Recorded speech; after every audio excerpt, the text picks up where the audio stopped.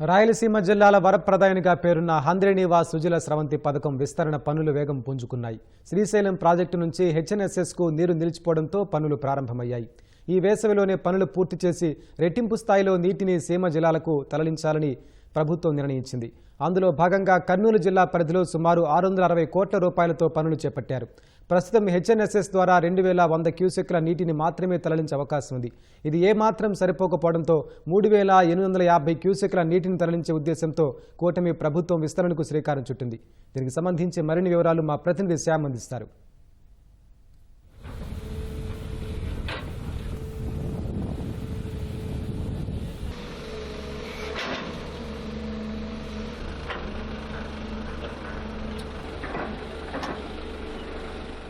హంద్రీనివాస్ సుజల స్రవంతి పథకం రాయలసీమ జిల్లాలకు సాగునీరు అందించే ఉద్దేశంతో ప్రారంభించిన ఈ పథకంలో ప్రస్తుతం 2000 క్యూసెక్ల నీరు మాత్రమే తరలించే అవకాశం ఉంది. కర్నూలు మండలంలో హంద్రీనివాస్ సుజల స్రవంతి పథకం ఇది ప్రస్తుతం మనం చూడొచ్చు.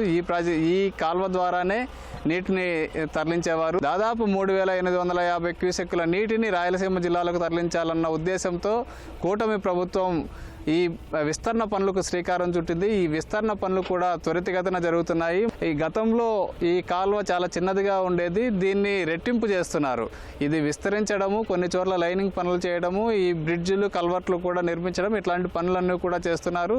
ప్రస్తుతం హంద్రీనివాకు నీరు ఆగిపోయింది. శ్రీశైలంలో నీరు తగ్గిపోయింది కాబట్టి హంద్రీకి కూడా నీరు ఆగిపోయింది. దీంతో 3 నెలల లోపు ఈ పనులు పూర్తి చేయాలని చెప్పి, దీంట్లో రెట్టింపు స్థాయిలో నీటిని తరలించాలని చెప్పి ప్రభుత్వం పనులు అయితే త్వరితగతిన చేస్తుంది. దీనికి సంబంధించి అధికారులు ఉన్నారు, వారితో మాట్లాడదాం.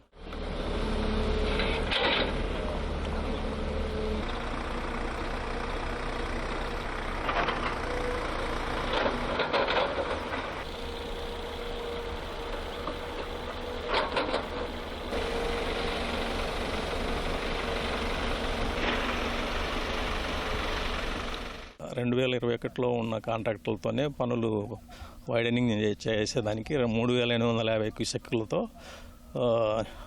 కెనాల్ వైడన్ చేసి కుప్పం వరకు నీళ్ళు తీసుకోవాలనేది ఉద్దేశం అండి. దీన్ని 2 ప్యాకేజీలుగా విభజించినారు. ఒకటి 0 to 88 మెగా ఇంజనీరింగ్ వరకు, తర్వాత 88 to 216 జీడిపల్లి వరకు విపిఆర్ వేమిరెడ్డి ప్రభాకర్ రెడ్డి వారికి ఇచ్చారు. జనవరి 1వ తారీఖు నుంచి సీరియస్గా పనులు జరుగుతున్నాయండి. నీళ్లు మార్చి 10వ తారీఖు ఆపారు, అప్పటి నుంచి బాగా పుంజుకున్నాయి. జూన్ 10వ తారీఖు లోపల వైడనింగ్ వర్క్స్ కంప్లీట్ చేయాలనేది ఉద్దేశము.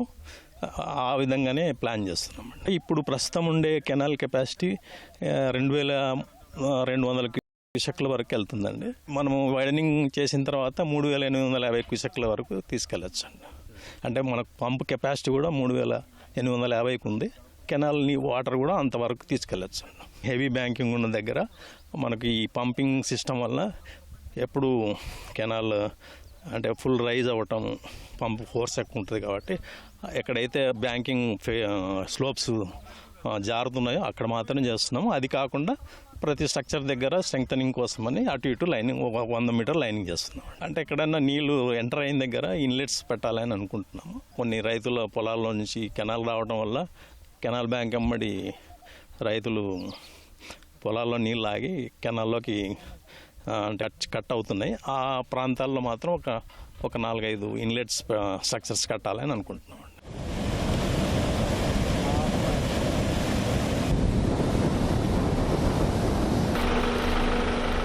హెచ్ఎన్ఎస్ఎస్ ద్వారా ఉమ్మడి కర్నూలు జిల్లాలో 80,000 ఎకరాలకు సాగునీరు, ఎన్నో గ్రామాలకు తాగునీరు అందించాలి.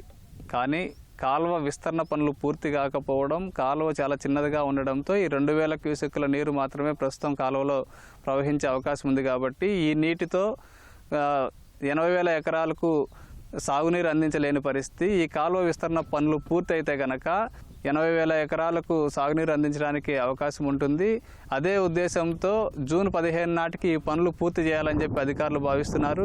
కాస్త ఆలస్యమైనా కూడా జూన్ చివరి నాటికి కర్నూలు జిల్లాలో ఈ పనులు పూర్తి చేసి వరద నీరు వచ్చిన వెంటనే ఈ హెచ్ఎన్ఎస్ఎస్కు నీటిని విడుదల చేయాలని చెప్పి భావిస్తున్నారు. ఇది కనుక పూర్తయితే రాయలసీమ జిల్లాలకు ఎంతో మేలు జరుగుతుంది. ఇటు కర్నూలు జిల్లాకు కూడా మరింత మేలు జరిగే అవకాశం అయితే ఉంది. కెమెరామెన్ శేషుతో శ్యామ్, ఈటీవీ న్యూస్, కర్నూలు జిల్లా.